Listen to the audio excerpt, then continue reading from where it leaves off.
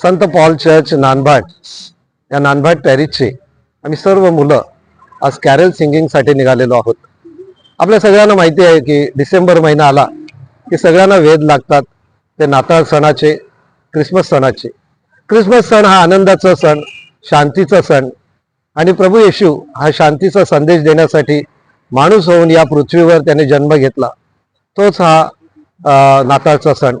आणि हा नाताळचा सण हा म्हणजे सगळ्यांमध्ये आनंद पसरलेला असतो. आपल्याला माहिती आहे वसईमध्ये विशेषतः घराला रोषणाई केली जाते, विविध प्रकारे लाइटिंग केली जाते, लोक गोडधोड करतात, नवीन पोशाख परिधान करतात आणि अशा पद्धतीने महिनाभर याची तयारी असते.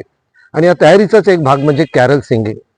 या कॅरल सिंगिंगसाठी प्रत्येक पॅरिसमधली मुलं एकत्र येऊन जसं प्रभूच्या जन्माच्या वेळेला देवदूताने स्वर्गात गायन केलं त्याचप्रमाणे हे कॅरल सिंगिंग म्हणजे आम्ही गावागावात जाऊन प्रभूची जन्माची कथा काय आहे हे गाण्याच्या रूपाने आणि स्किटच्या रूपाने आपल्या सगळ्या भाविकांना समजावून सांगत असतो. आणि भाविक सुद्धा उत्सुकतेने आमची वाट बघत असतात.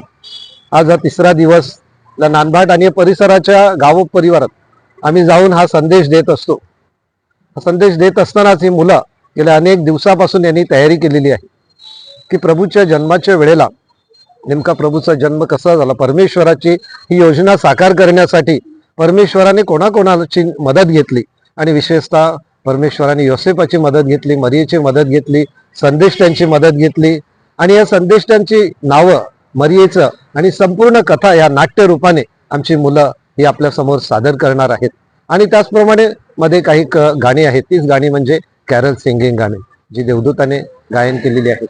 आणि याद्वारे आम्ही लोकांपर्यंत हा संदेश देतो की खरा प्रभू येशू ख्रिस्ताने या पृथ्वीवर कशासाठी जन्म घेतला, का त्याला जन्म घेण्याची आवश्यकता भासली. एक परमेश्वराची योजना होती आणि म्हणून ते परमेश्वराचं स्वप्न प्रभू येशूच्या जन्माद्वारे साकारलं जात आहे. आणि ते गाण्याद्वारे आपण व्यक्त करतो की स्वप्न देवाचे आज हो साकारले साकारे.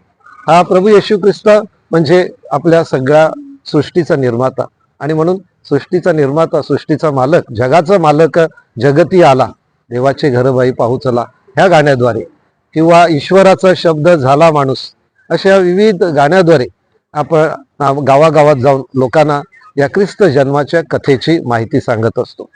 आणि अशा पद्धतीने जणू काही वातावरण निर्मिती करत असतो. या सगळ्याचा कळस म्हणजे 24च्या रात्री जे मध्यरात्रीची मिसा होते त्या मिसाच्या वेळेला प्रभू येशूच्या जन्माचा उत्सव संपूर्ण जगभर आम्ही साजरा करतो.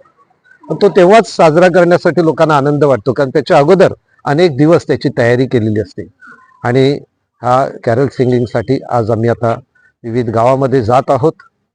हा खरा संदेश की शांतीचा संदेश आहे, समेटाचा संदेश आहे, सलोख्याचा संदेश आहे की प्रभू येशू ख्रिस्त हा स्वर्गीय वैभव सोडून पृथ्वीवर आला, तो गरीब झाला, गव्हाणीत त्याने जन्म घेतला आणि सर्वसामान्य माणसाच्या व्यथा आणि वेदना काय आहेत ते त्याने समजून घेतल्या.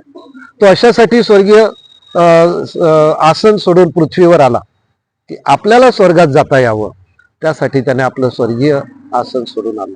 आणि हा संदेश आपल्या संपूर्ण जगभर हा नाताळचा संदेश देत आहे. हा क्षमेचा संदेश आहे, हा शांतीचा राजपुत्र आपल्यासाठी जन्म घेत आहे. आणि म्हणून संपूर्ण जगभर जशी तयारी सुरू आहे तशी आमच्या संत पॉल चर्च नानभाट देखील मध्ये तयारी सुरू आहे.